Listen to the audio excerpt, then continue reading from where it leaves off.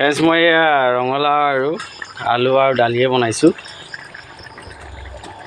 আঞ্জাটো কেনেকুৱা হৈছে ক'ব।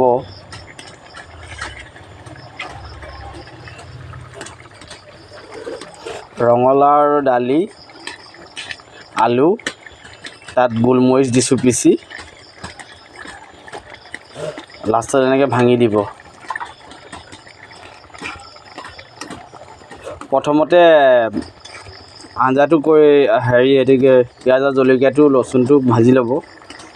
তাৰপিছত দালিটো অকণমান দি মেলি ফ্ৰাই কৰি ল'ব। ফ্ৰাই কৰাৰ পাছত 5 মিনিটৰ পাছত ৰঙালাওটো দি দিব। ৰঙালাও আলুটোৱে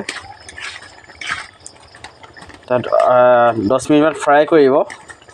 ফ্ৰাই কৰাৰ পিছতহে পানী দিব আপোনালোকে। তেতিয়া আঞ্জাটো এনেকুৱা হ'ব দেই ফ্ৰেণ্ডছ।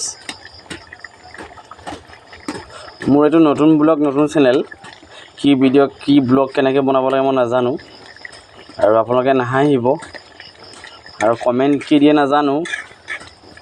গতিকে এয়া আৰু মাছ ফ্ৰাই চাই লওক। মানুহ বেছি নহয়, আমাৰ দুটাহে মানুহ।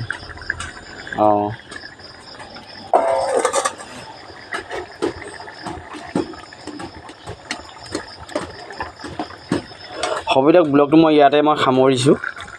এতিয়া ৰাতি ভাত খাওঁ আৰু শুওঁ আৰু। পাৰিলে ছাবস্ক্ৰাইব কৰি দিব, ফ'ল' কৰি দিব।